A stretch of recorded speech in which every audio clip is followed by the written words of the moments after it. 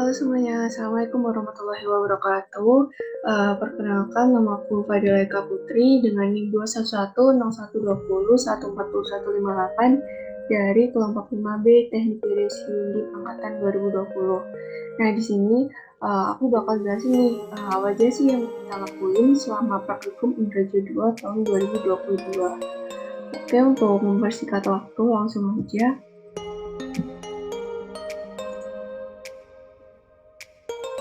Untuk yang mau kita didiskusiin di video kali ini, yang pertama itu ada phase shaping, koreksi atmosferik, koreksi geometrik, koreksi radiometrik, log masking, NDVI, NDVA, pengolahan suhu, segmentasi, pinsa, dan lidar. Nah, dari beberapa subtopik ini, dari phase shaping sampai segmentasi itu merupakan sistem pengolahan pasif, dan untuk pinsa dan lidar itu merupakan sistem pengolahan aktif.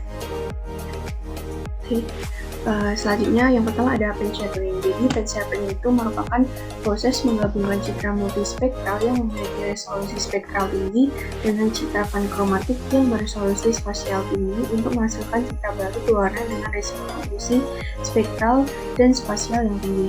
Nah, untuk phase shaping ini data yang kita gunakan yakni menggunakan data Landsat 8 dengan pengolahan menggunakan software NV. Untuk rentang yang digunakan yakni rentang tanggal 17 Juni 2021 sampai dengan 22 Juni 2021.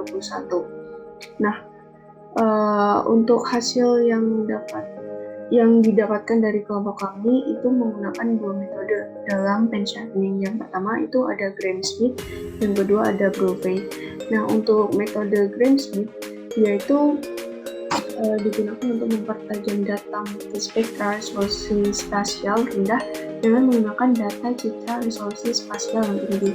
Untuk Brophy, dia itu digunakan untuk penajaman citra yang menggunakan suatu kombinasi matematika dari citra warna dan data citra resolusi spasial tinggi. Nah, untuk hasilnya dapat dilihat seperti pada gambar, bahwasanya untuk perbedaan dari metode Gram-Schmidt dengan metode Brophy ini terletak pada kalau di Gram-Schmidt itu mempunyai kanal-kanal warna yang terang dan juga penampakan spasialnya itu yang dihasilkan tuh lebih tajam daripada Brophy gitu.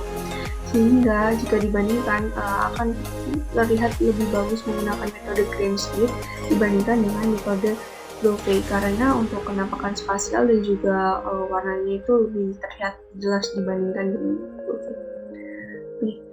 Selanjutnya yakni koreksi atmosferik. Nah, seperti yang udah kita ketahui bahwasanya untuk koreksi atmosferik itu digunakan untuk menghilangkan efek-efek atmosferik yang mempengaruhi dalam pengolahan citra. Nah, untuk pengolahan kali ini kita juga sama menggunakan Landsat 8. Untuk software juga sama, kita menggunakan software NV Plastic. Untuk metode yang digunakan itu ada dua, yakni metode DOS dan juga metode Flash.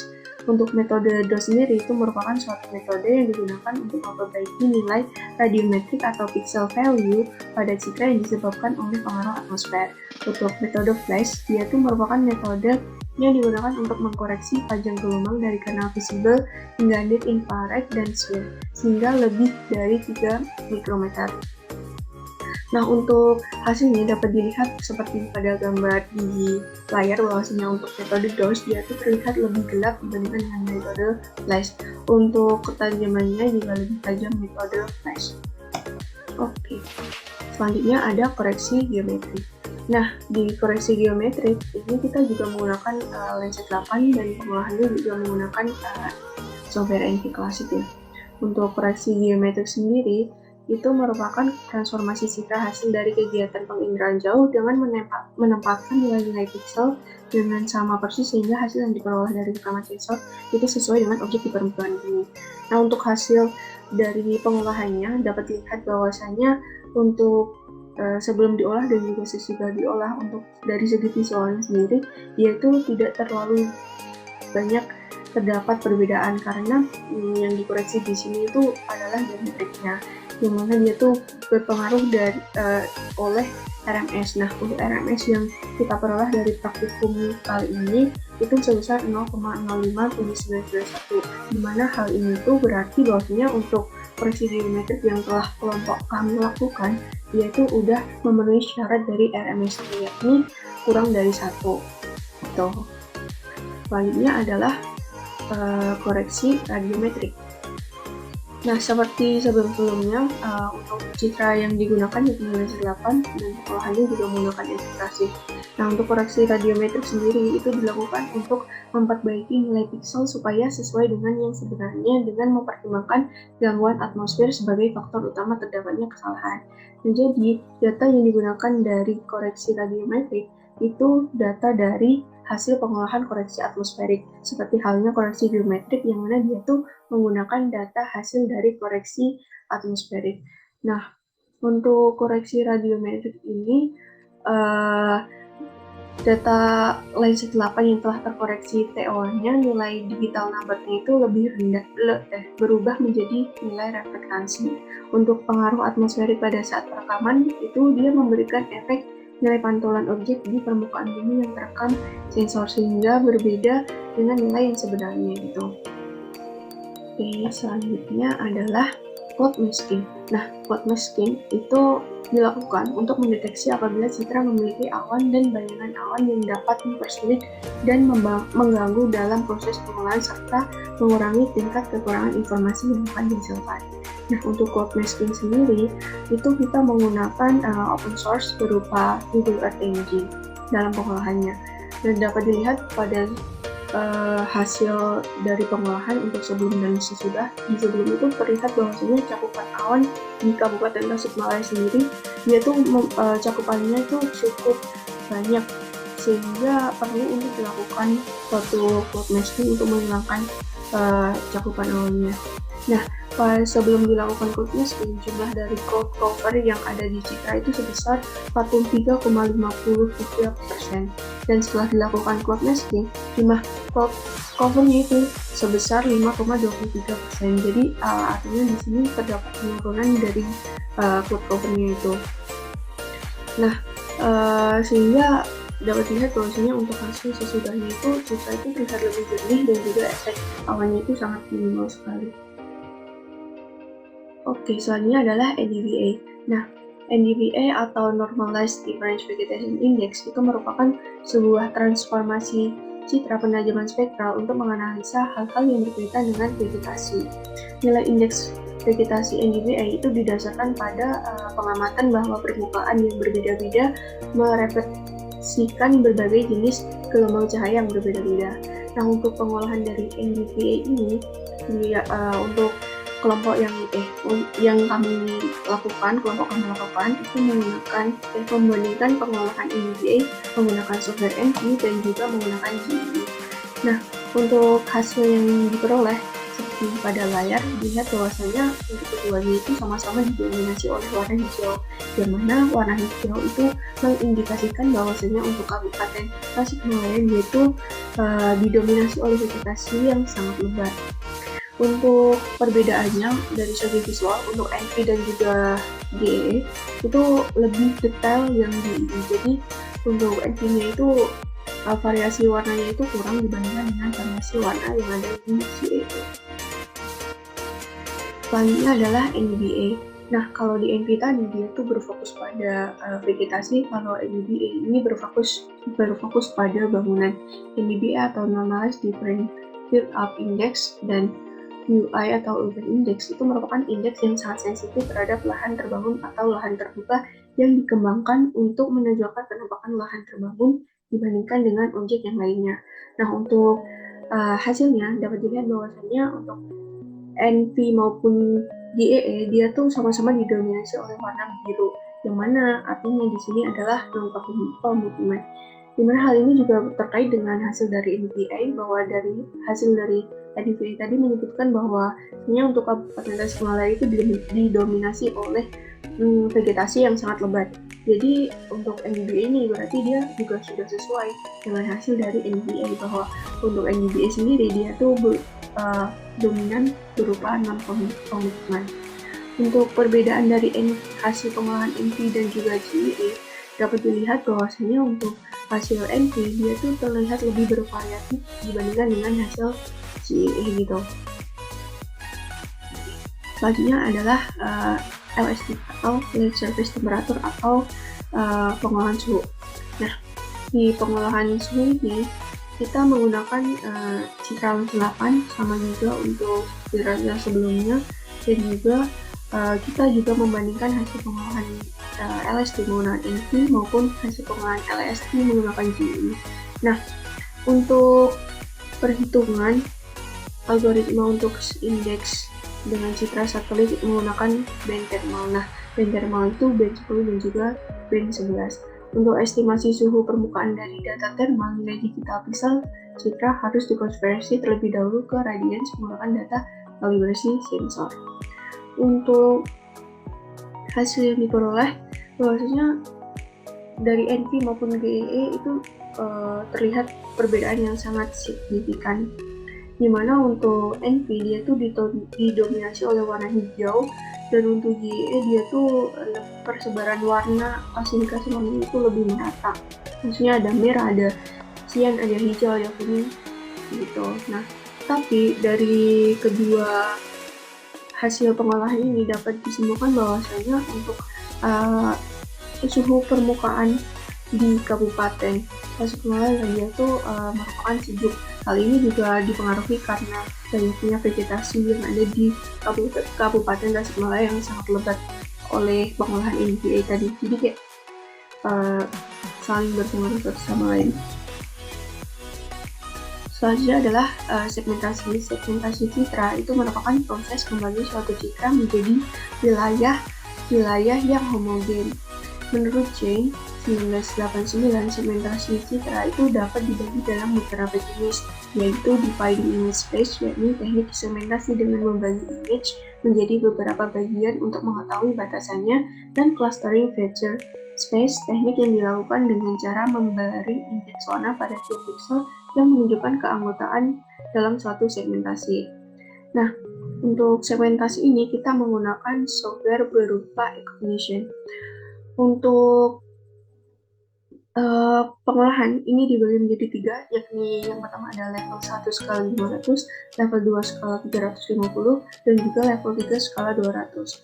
Nah, untuk level 1 skala 500, dia itu merupakan segmentasi dengan skala yang kecil, di mana skala kecil ini mengakibatkan tingkat ketelitian dan kejelasan yang didapatkan itu sangat minimal.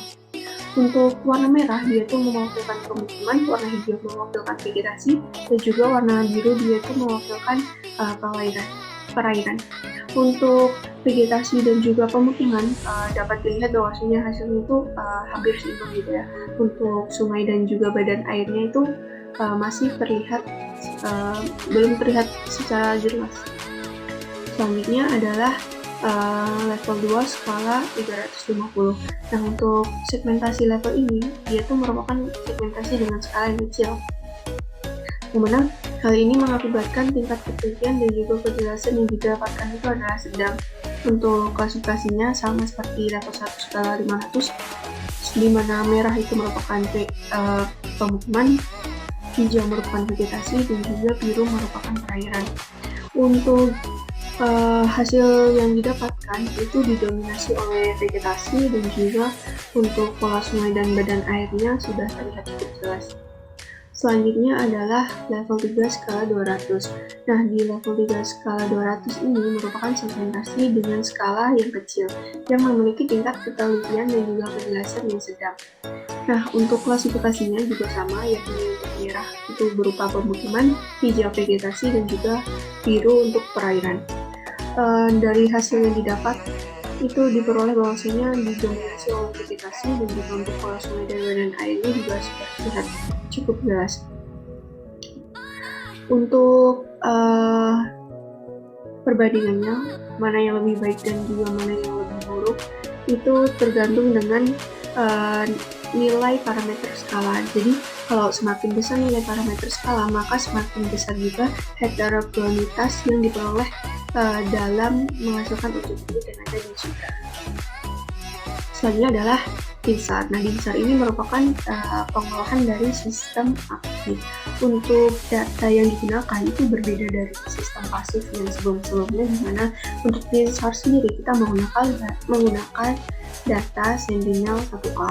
Nah, Differential Interferometric Synthetic Aperture Radar itu merupakan suatu metode pencitraan yang kesamping dengan memanfaatkan perbedaan fase 2 atau lebih kasar dengan akuisisi yang berbeda dalam pengolahannya untuk mendapatkan informasi. Nah, tujuan utama dari adanya DINSAR yaitu untuk mengekstraksi total fase yang hanya diakibatkan oleh deformasi dengan menghapus atau meminimalkan hal-hal yang berkontribusi gitu. Untuk pengolahan DINSAR ini, data yang digunakan itu harus minimal 6 bulan, di mana untuk data yang kita gunakan yakni data Sentinel 1 untuk Kabupaten Tasikmalaya pada tanggal 13 November 2017 hingga 8 November 2018. Untuk software yang digunakan dalam pengolahan DINSAR yakni software Snap. Nah, dapat dilihat bawahnya untuk hasilnya. Itu untuk kelas pertama dia tuh menandakan bahwasanya dia itu merupakan deformasi dengan deformasi yang rendah. Hingga kelas ke-7 itu merupakan deformasi yang tinggi gitu. Yang paling tinggi. Oke, selanjutnya adalah LIDAR. Jadi dalam praktikum penginderaan jauh 2 ini diperoleh hasil LIDAR yakni DTM atau Digital Terrain Model dan juga visual dari klasifikasinya. Nah, untuk LIDAR sendiri dia itu merupakan sebuah teknik dalam penginderaan jauh menggunakan laser.